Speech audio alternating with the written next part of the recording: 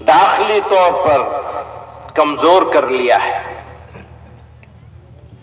ملک کی موجودہ صورتحال انتہائی حساس اور فکر انگیز ہے۔ افسوس کے ساتھ کہنا پڑتا ہے کہ ایک خاص طبقے کی بالادستی کے قیام اور دوسرے طبقات کو رسوا کرنے، حاشیے پر دھکیلنے اور محروم بنانے کی باقاعدہ اور منظم کوششیں کی جا رہی ہیں۔ قابل افسوس امر یہ ہے کہ اس مکروہ مہم کو صرف حکومتی سرپرستی ہی حاصل نہیں ہے بلکہ حکومت ہی کروا رہی ہے۔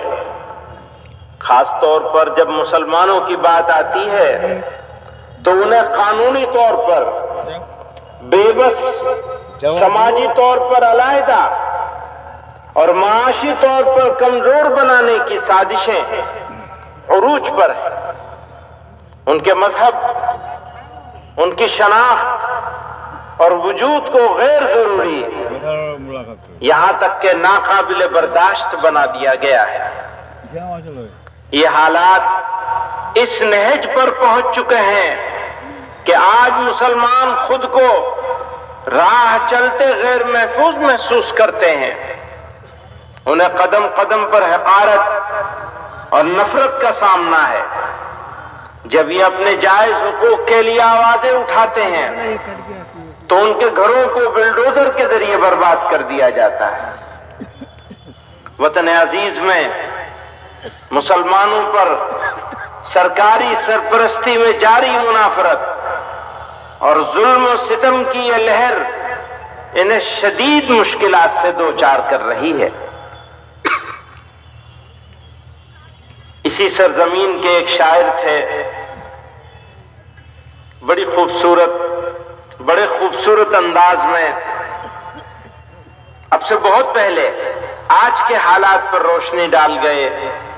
غضب کی فتنہ سازی آئے ہے اس آفت جاں کو، غضب کی فتنہ سازی آئے ہے اس آفت جاں کو، شرارت خود کرے ہے اور ہمیں تہمت لگا دے ہے، شرارت خود کرے ہے اور ہمیں تہمت لگا دے ہے، میری بربادیوں کا ڈال کر الزام دنیا پر، وہ ظالم اپنے منہ پر ہاتھ رکھ کر مسکرا دے ہے، اب انسانوں کی بستی کا یہ عالم ہے کہ مت پوچھو، لگے ہے آگ ایک گھر میں تو ہم سایہ ہوا دے ہے، کلیجہ تھام کر سنتے ہیں لیکن سن ہی لیتے ہیں، میرے یاروں کو میرے غم کی تلخی بھی مزہ دے ہے۔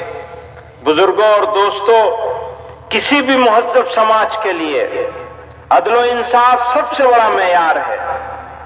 عدل و انصاف کے بغیر بڑی سے بڑی ریاست، بڑے سے بڑا ملک باقی نہیں رہ سکتا۔ ملک میں امن و امان کا قیام اور جرائم سے پاک معاشرے کی تشکیل انصاف کے بغیر ممکن نہیں۔ لیکن افسوس کے ساتھ کہنا پڑ رہا ہے کہ گزشتہ کچھ عرصے سے بالخصوص بابری مسجد، طلاق ثلاثہ جیسے بہت سے مسائل پر فیصلوں کے بعد یہ تاثر عام ہو رہا ہے کہ عدالتیں ریاستوں کے دباؤ میں کام کر رہی ہیں۔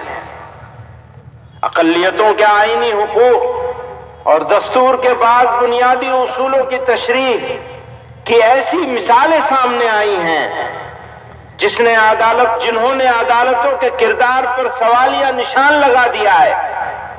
مختلف عدالتوں نے مسلم پرسنل لا سے متعلق مسائل کو لے کر جو فیصلے دیے ہیں، ان سے ایسا محسوس ہوتا ہے کہ ان عدالتوں نے قانون کی تشریح کے بجائے قانون وضع کرنے کی کوشش کی ہے۔ موجودہ وقت میں پلیسز آف ورشپ ایکٹ 1991 اس کو نظر انداز کرتے ہوئے گیان واپی متھرا کے مقدمات کو قابل سماعت قرار دینے کا فیصلہ بہت واضح طور پر قابل ذکر ہے۔ اب تو وہاں بھی پہنچ گئے ہمارے بیچ میں عبد الواحد چشتی صاحب، انگارہ شاہ صاحب موجود ہیں اجمیر شریف سے۔ سوال ملک کا ہے۔ یہ ملک انصاف کے ساتھ، برابری کے ساتھ، برابر کے حقوق کے ساتھ، اقلیتوں اور اکثریت کی تفریق کے بغیر ملک باقی رہے گا تو باقی رہے گا۔ ملک کی ترقی ہوگی، خوشحالی ہوگی، سڑکیں بنائی جائیں، ایئرپورٹ بنائے جائیں، ٹرینیں چلائی جائیں، ترقی کے جو کام دنیا میں ہیں جن کا تعلق میٹیریل سے ہے وہ ضرور کیا جائے، لیکن جس کا تعلق انسانوں سے ہے اگر وہ نظر انداز ہو جائے گا تو یاد رکھنا یہ ملک کبھی ترقی نہیں کر سکے گا۔ پھر یہ انسانوں کا نہیں، جانوروں کا ملک ہوگا۔ اگر برابری نہیں ہوگی، اگر انصاف نہیں ہوگا، اگر انسانوں کے بیچ میں مذہب کی بنیاد پر، ذات پات کی بنیاد پر تفریق ہوگی، اگر لوگوں کو ذلیل کیا جائے گا تو یہ اس سے بڑی ملک کے ساتھ دشمنی اور غداری کچھ نہیں ہو سکتے۔ بزرگوں اور دوستوں، میں یہ کہنا چاہتا ہوں، ہمارے بیچ میں انگارہ شاہ صاحب موجود ہیں، تو یاد رکھنا یہ جو وقت ہے نا یہ بدلتا ہے، ایک جیسا نہیں رہتا۔ آج اگر رات ہے، اندھیرا ہے تو ہمیشہ نہیں رہے گا۔ صبح تو ہوگی ضرور، صبح تو ضرور ہوگی، ہمارا یقین ہے۔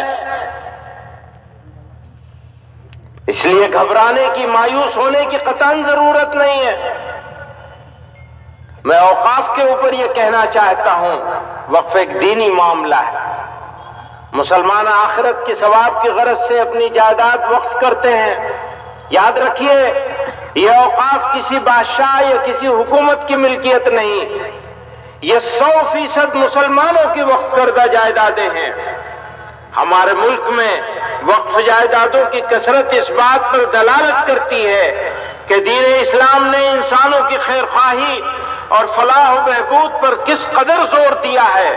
مسلمانوں نے کس فراخ دلی کے ساتھ اللہ کی رضا اور صدقہ جاریہ کے لیے اپنی جائیدادیں وقف کی ہیں۔ یہ وقف ہمارے بزرگوں کی وراثت ہے۔ آج اسے ہم اس طرح ضائع ہوتے نہیں دیکھ سکتے۔ ہم دہائیوں سے اس کے خرد برد ہونے، اس پر ناجائز قبضہ اور تسلط ہونے کی شکایت کرتے رہے ہیں۔ جمعیت علماء ہند نے حکومتوں سے بارہا مطالبہ کیا ہے کہ وقف جائیدادوں کا انتظام و انصرام SGPC کے طرز پہ کیا جائے، لیکن حکومتوں نے کوئی توجہ نہیں دی اور وقف کی بدحالی کا تماشا دیکھتے رہے۔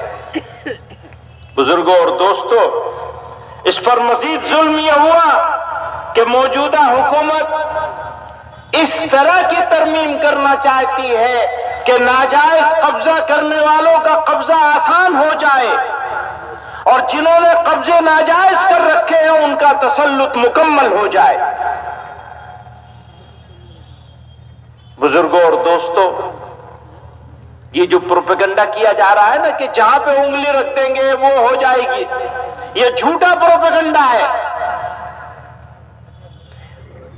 اپنی ہی جائیدادیں، ان کے اپنے وزیر نے اسی مرتبہ کے سیشن میں یہ بات کہی ہے کہ اتنی جائیدادیں اوقاف کی جو ہیں وہ لوگوں نے قبضے کر رکھے۔ اگر ہاتھ رکھنے سے وہ جائیداد مل جاتی ہوتی تو خود اوقاف کی جائیدادوں پر اتنے سارے لوگوں کے قبضے کیسے ہوتے؟ وہ جو میں نے شعر پڑھا تھا نا کہ شرارت خود کرے ہے اور ہمیں تہمت لگا دے ہے، وہ تو بھائی قبضے تم نے کروا رکھے ہیں، اور وقف بورڈ بنتا کیسے؟ حکومتیں بناتی ہیں۔ ہم کہتے ہیں مسلمانوں کے ہاتھ میں ہونا چاہیے وقف بورڈ کا بنایا جانا۔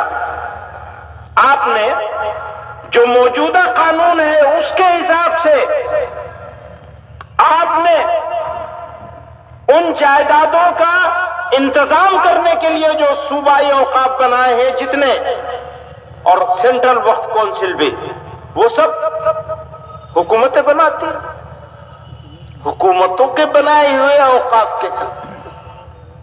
اور اتنی جائیدادیں آپ کو وزیر مان رہا ہے کہ اتنی جائیدادوں پہ قبضہ ہے۔ میرے بھائیوں بزرگوں، مسلمان کو کیا کرنا چاہیے؟ مشکل حالات میں مسلمانوں کا عمل اور رد عمل وہ کیا ہونا چاہیے؟ تو میں عرض کرنا چاہتا ہوں، صبر، حکمت اور دانشمندی کا آئینہ دار ہونا چاہیے۔ اگر صبر کے ساتھ، حکمت کے ساتھ اور دانشمندی کے ساتھ سوچ سمجھ کر فیصلے نہیں کیے گئے تو جو ہمارا مخالف جو چاہتا ہے ہمارے ہاتھ سے وہ کام کروانے میں کامیاب ہو جائے گا۔ وقت کا تقاضا ہے کہ مسلمان اپنی بصیرت اور دور اندیشی کا مظاہرہ کریں، مثبت اور متوازن اقدامات کے ذریعے معاشرتی تعمیر و ترقی میں اپنا کردار مزید مضبوط کریں، تعلیم کے فروغ، معاشی خود کفالت، سماجی بہبود پر خصوصی توجہ مرکوز کرتے ہوئے ہمیں اپنی کمیونٹی کو اس قابل بنانا ہے کہ ہر چیلنج کا سامنا حکمت اور استقامت سے کیا جا سکے۔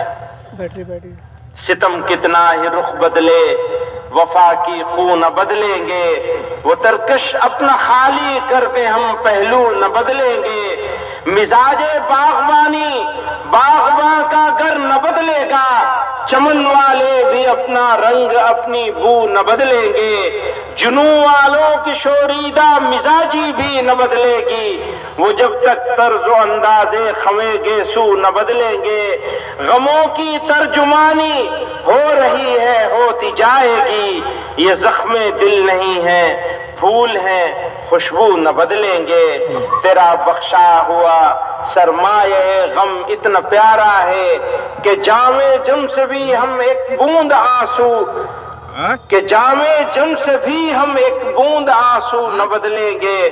میرے دوستو، مزاج دعوتی بنانا ہے۔ پروردگار عالم نے ہم کو اس سرزمین پر پیدا کیا اور ہمارے لیے یہ انعام ہے اس کا کرم ہے، اس کی مہربانی ہے کہ اس نے اس سرزمین پر ہم کو پیدا کیا۔ ہو سکتا ہے ہم کسی ایسی سرزمین پہ پیدا ہوتے جہاں سب ایک طرح کے لوگ ہوتے، ہمارے جیسے لوگ ہوتے۔